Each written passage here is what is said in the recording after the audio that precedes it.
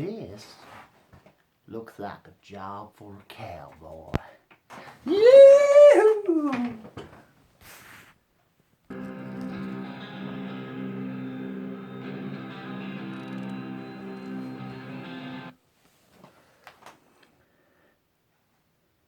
Moon Healer. Come on, sit down. Buy a job for a cowboy.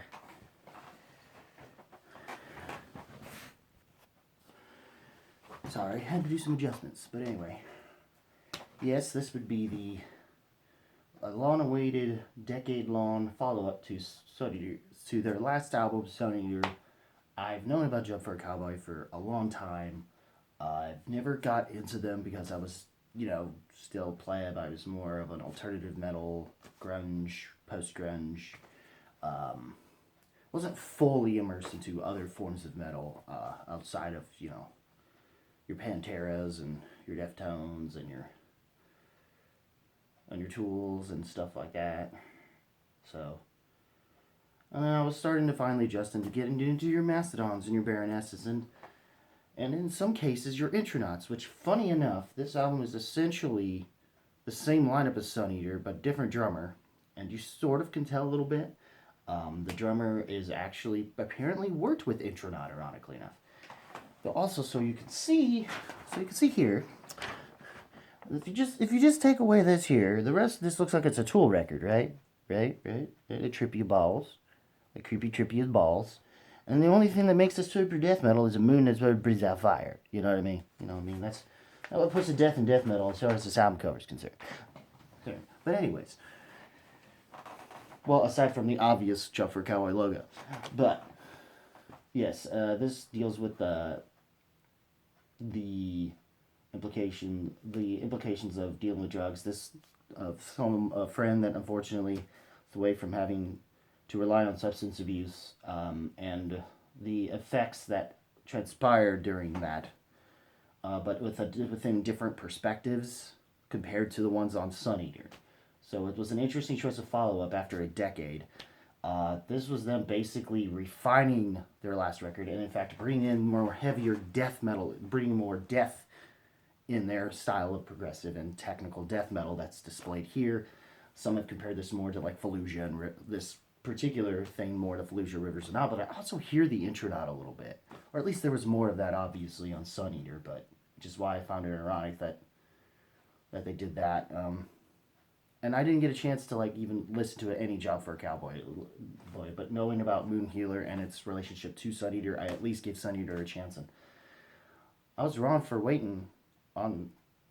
not giving that one a chance, and I'm glad I did while also listening to this. In fact, I'm gonna just tell you right now, expect me before the end of the year to do an 10-year anniversary review for Sun Eater.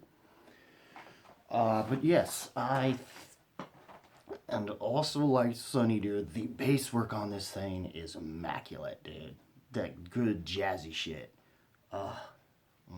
And it pops out like crazy, like all the instrumentation. It's so fascinating to me. And yes, most people will say the best songs from this record are like the first single you heard, the singles which are the bookends of this record. In Beyond the Chemical Door and the Forever Rot. Forever Rot does become a good way of ending this, and for me, I kind of feel like the Grinding Wheels has an awesome thing, and I love how it leads into how even through a spoken word thing that ends the track actually is basically saying the title of the next track to lead into it, and it kind of works. And it's probably one of the best titles on this record. And now for almost any record, the sun gave me ashes, so I sought out the moon. Almost as if, a good way to also kind of follow up Sun Eater, since Sun Eater and having Moon Healer be a follow-up, which is also kind of ironic in its own right. And they just handled it really well to the point where I can understand Metal Meltdown's issue in saying Jump for a Cowboy set the record for 2024 in terms of both tech and progressive death metal. more than the ones that came before it, and anyone that will come after. So this will probably be the bar to hit, because as far as I'm concerned, this album is pretty damn good. The hype is real for this thing. When once Jeff for a Cowboy came back, and I've always known about them. They were the MySpace deathcore, apparently. That the scene, that the emo screamo scene kids would go for. I wasn't around for that, but I always heard, but I knew friends who talked about Job for a Cowboy. So, or at least I knew I heard them on my local radio stations when they would try to promote them through that way. But even if they weren't like playing their actual music per se, they were like playing clips and when Job for a Cowboy were like to come to town or something back in the day. So on 105.7 The Point, I think most likely. For those of you in the St. Louis area, you know. But yes, I really did enjoy this album. So very, very much. I'm already now. Having listened to Sun Eater, do I think it's better than Sun Eater? I don't know. I mean, I guess if you want more death metal in your progressive death metal, then probably. But for me, I kind of liked even the more progressive doomier touches they had on their last record. That kind of warranted having the drummer from Intronaut, and plus in between these past decades, it was because the frontman basically had a kid, and all the other band members just life happened, and they just couldn't. And this being a band of this kind of caliber, that doesn't make money, and it's not very accessible. You know what I mean? So yeah, it was nice to see this, and nice to hear this record. I like this a lot. I feel like I want to gravitate more towards Sunny, but I understand anyone who. But as a follow up, it works pretty well, and usually, from what I've heard, they usually don't stick with one sound. But I understand the decision to do so, kind of with this, and trying to at least refine it a little better, because Sunny, I think, has, and from a lot of people, have realized Jeff for a Cowboy is a better band than what they. In fact, a lot of their particular death in death metal is more. Since they moved away from deathcore, they went more into a Black Dahlia murderish style of death metal that's borders into melodic death metal territory, but not really melodic per se. And then they just kind of started becoming more tech and via Sun Eater and this record. And yeah, I'm just gonna say it. Life to Strong Horns Up. Even despite my feelings saying Sun Eater probably might be a little bit better, but still worthy of a masterclass certification, I would say. Yeah. Yeah, everyone's not wrong about this thing, so I'm not saying or adding anything new that you haven't already heard at this point. The drums are pretty solid. They're different from the way the drums are on the last record, but the one thing that's still consistent is, I mean, the guitars are. I'm popped out pretty well. Nice. In fact, I do get more Mastodon vibes, especially from what you heard in the intro, or Baronessy too, as well. But yeah, what did you guys? I enjoyed this record very much. It was definitely become, as I've grown to do this channel, it's become this particular more progressive styles of death or other genres of metal leaning progressive tend to be more in my wheelhouse, and this is definitely among them.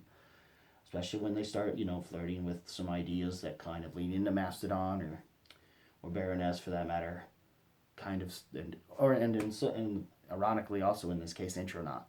So yeah, but still, like, this is definitely more death metal oriented. I don't know if I would say there's an atheist progressive death, like death era progressive death metal, or from that human to symbolic kind of thing or not, but yeah. Overall, yeah. What did you guys think of Job for Cowboys Moon Healer? Leave a comment below, let me know. And as always, guys, keep it random, keep it real, keep it rocking. And yeah, see you in the next video. Hell, how many of you people even knew Job for Cowboy came up with a new record? Hell, apparently even Demi Lovato knows about it, because since they're essentially from Arizona, and apparently she's from Arizona, so it was, so She might have been part of the reason, and her decision to move towards rock and actually do well enough that I would want to actually use her as a platform for my niece. For, well, maybe both of my nieces, we'll see. But I've so far worked it out with my oldest. But anyways, yeah.